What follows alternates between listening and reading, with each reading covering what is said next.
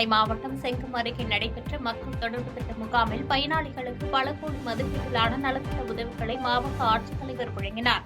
குப்பநத்தம், கல்லாத்தூர், பரமநந்தல், கொட்டாவூர் ஊராட்சி கிராம மக்களின் நீண்ட நாள் கோரிக்கையை ஏற்று கிராம மக்களிடம் பெறப்பட்ட 682 மனுக்களில் தகுதி வாய்ந்த நபர்களுக்கு வீட்டுமனை பட்டா, விவசாய உபகரணங்கள், மகளிர் சுய உதவிக்கடன் என மொத்தம் 512 பயனாளிகளுக்கு நலத்திட்ட உதவிகளை மாவட்ட ஆட்சித்தலைவர் பாஸ்கரபாண்டியன் வழங்கினார்.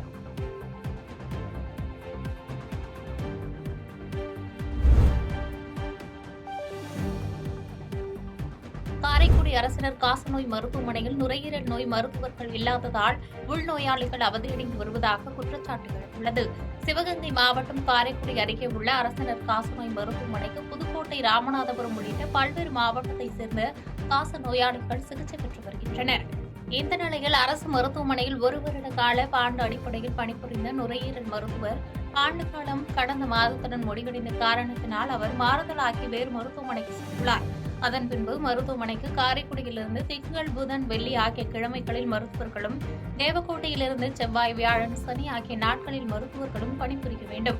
ஆனால் தேவக்கோட்டை மருத்துவர்கள் மட்டும் செவ்வாய், வியாழன், சனிக்கிழமைகளில் பணிபுரிவதாகவும், காரைக்குடி மருத்துவர்கள் யாரும் மருத்துவமனைக்கு பணிக்கு வருவதில்லை என்றும் வேதனை தெரிவிக்கும் நோயாளிகள் மருத்துவர்கள் இல்லாத நாட்களில் செவிலியர்களே மருந்து மாத்திரை கொடுத்து வீட்டிற்கு திருப்பி அனுப்பி விடுவதாக கூறியுள்ளனர். இந்த நிலையில் அரசினர் காசநோய் நிவாரண நிலைய மருத்துவமனைக்கு போதிய மருத்துவர்களை உடனடியாக பணியில் அமர்த்த வேண்டும் என்று தமிழக அரசுக்கு வேண்டுகோள் விடுத்துள்ளனர்.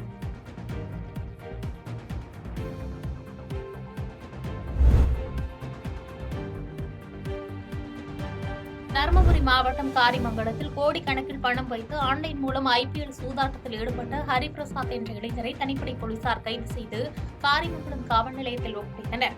இதில் இணையதளம் மூலம் பல கோடி ரூபாய்க்கு IPL போட்டி சூதாட்டம் நடந்திருக்க வாய்ப்புள்ளதாகவும், பல்வேறு நபர்களிடம் கமிஷன் பெற்றுள்ளதாகவும் போலீசாரின் முதற்கட்ட விசாரணையில் தெரியவந்துள்ளது.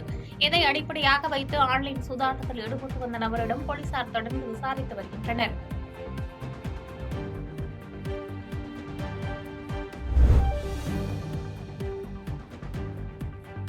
குமரி மாவட்டம் தூத்தூர் ஊராட்சிக்குட்பட்ட பூத்தூரை மீனவ கிராமத்தில் பச்சிளம் குழந்தை உட்பட 50க்கும் மேற்பட்டோரை வெறிநாய் கடித்த சம்பவம் அப்பகுதி பொதுமக்களிடையே அதிர்ச்சியை ஏற்படுத்தியுள்ளது.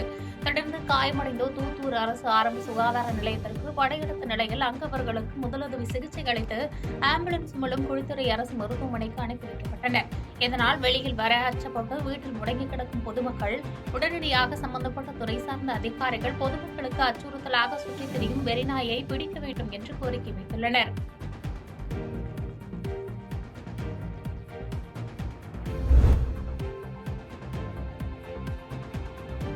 புதுக்கடை அருகே போதை சாக்லேட், ஊசி, மருந்துகள் பறிமுதல் செய்த போலீசார் இச்சம்பவம் தொடர்பாக நர்சிங் மாணவர் உட்பட 3 பேரை கைது செய்தனர். குமரி மாவட்டம் புதுக்கடை அருகே காவல்நிலைய ஆய்வாளர் கார்த்திக் தலைமையில் போலீசார் ரோந்து பணியில் ஈடுபட்டிருந்தனர். அப்போது சந்தேகத்தின் பேரில் அந்த பகுதியில் நின்ற திருநாவுக்கரசு, ஜான் கிறிஸ்டோபர், ராகுல் ஆகிய 3 விசாரித்தனர். விசாரணையில் அவர்கள் முன்னுக்கு பின் முரணாக பேசிக் கொண்டனர். இதையடுத்து அவர்களிடம் நடந்த சோதனையில் 35 கிராம் கஞ்சா, போதை சாக்லேட்டுகள் 22 மற்றும் வலி நிவாரணத்திற்கான ஊசி மருந்துகள், மாத்திரைகள் பறிமுதல் செய்யப்பட்டன. மேலும் பறிமுதல் செய்யப்பட்ட ஊசி மருந்துகள், மாத்திரைகள் போதைக்காக பயன்படுத்தி வந்ததாக கூறப்படுகிறது. இதையடுத்து 3 பேரையும் போலீசார் கைது செய்தனர். தொடர்ந்து இவர்களுக்கு போதை சாக்லேட் வகைகள் எங்கிருந்து கிடைத்தது என்பது தொடர்பாக போலீசார் தீவிர விசாரணை மேற்கொண்டு வருகின்றனர்.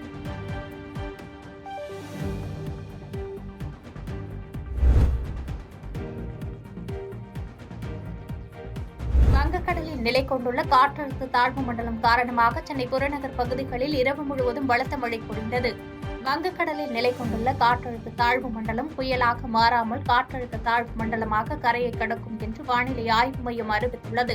இந்நிலையில் சென்னை மற்றும் அதன் புறநகர் பகுதிகளான மீனம்பாக்கம், தாம்பரம், குரோம்பேட்டை, பல்லாவரம், மேடவாக்கம் உள்ளிட்ட பகுதிகளில் இரவு முழுவதும் கனமழை பெய்தது. 2 நாட்களாக புறநகர் பகுதிகளில் மந்தமான சூழல் நிலவிய நிலையில் தற்பொழுது இரவு முழுவதும் மழை பெய்ததால் மக்கள் அச்சமடைந்துள்ளனர்.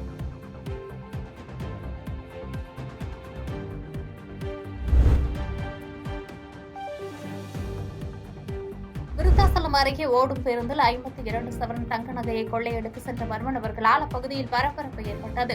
கடலூர் மாவட்டம் விருத்தாசலம் ராஜவேல் வீதியில் தியாகராஜன் என்பவருக்கு சொந்தமான செந்தில் ஜுவல்லரி என்ற நகைக்கடை உள்ளது. இந்த கடையிலிருந்து நேற்று மதியம் 52 சவரன் தங்க நகைகளை ஹால்மார்க் சீல் போடுவதற்காக அக்கடையில் பணிபுரியும் ஜான் என்பவர் பெண்ணாடத்திற்கு கொண்டு சென்றுள்ளார். பின்னர் 52 சவரன் நகைகளுக்கும் ஹால்மார்க் சீல் போட்டு திருச்சியிலிருந்து புதுச்சேரிக்கு அரசு பேருந்தில் ஏறி சென்றுள்ளார். அப்போது விருத்தாசலம் நோக்கி வந்து கொண்டிருந்த போது அருகில் அமர்ந்திருந்த மர்ம நபர் அவர் கையில் வைத்திருந்த நகைப்பையை பறித்துக் கொண்டு மின்ன வேகத்தில் பேருந்தில் இருந்து இறங்கி தப்பி ஓடியுள்ளார். இதை சற்றும் எதிர்பாராத ஜான் கூச்சலிட்டவாறு பேருந்தில் இருந்து இறங்கும் போது மர்ம நபர்கள் தயாராக வைத்திருந்த பதிவெண் இல்லாத ஒரு இருசக்கர வாகனத்தில் தப்பி சென்றார். இதுகுறித்து ஜான் கருவேப்பிலங்குறிச்சி காவல் நிலையத்தில் அளித்த புகாரின் பேரில் சிசிடிவி வீடியோ காட்சிகளை கொண்டு தீவிரமாக குற்றவாளிகளை போலீசார் தேடி வருகின்றனர்.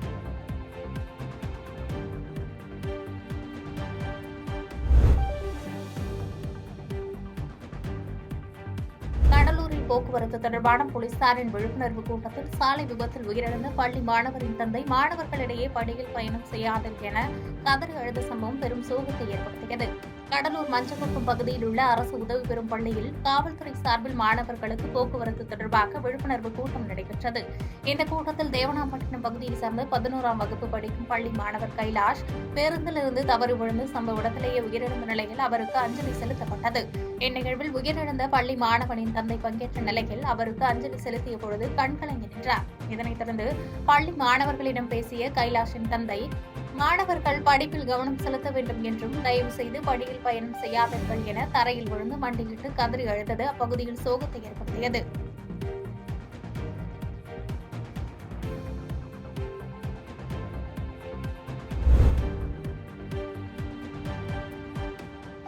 சங்கராபுரம் அருகே கஞ்சா விற்பனையில் ஈடுபட்டிருந்த 2 இளைஞர்களை கைது செய்த போலீசார் அவர்களிடமிருந்து கஞ்சாவை பறிமுதல் செய்தனர்.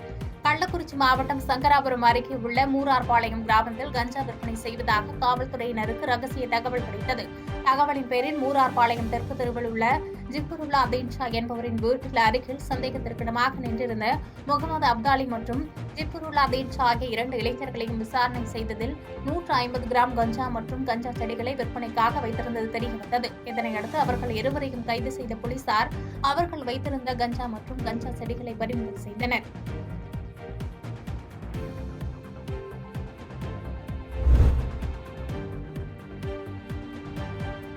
டெக்ஸ்டைல் நிறுவனங்களில் பெண்களுக்கு எதிராக நடக்கும் குற்றங்களை தடுக்கும் வழிமுறை குறித்து கோவையில் பயிலரங்கம் நடைபெற்றது.